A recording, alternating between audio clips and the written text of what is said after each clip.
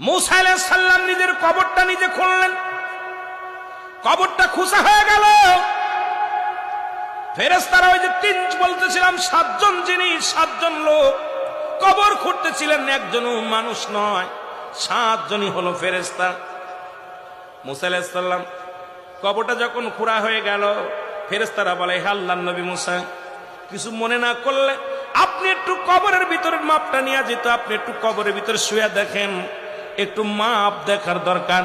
কারণ যে লোকটা মারা গেছে ওই লোকটা বডি ফিটনেস আপনার মতো, লম্বা চওড়া আপনার মতো, সুতরাং যে লোকটা মারা গেছে ওই লোকটার বডি আপনার মতো। আপনি দয়া করে যদি একটু কবরের ভিতরে শুইতেন তাহলে মাপটা ঠিক করে নিয়ে যেত। জোরে জোরে চিল্লায় বলেন আল্লাহু আকবার।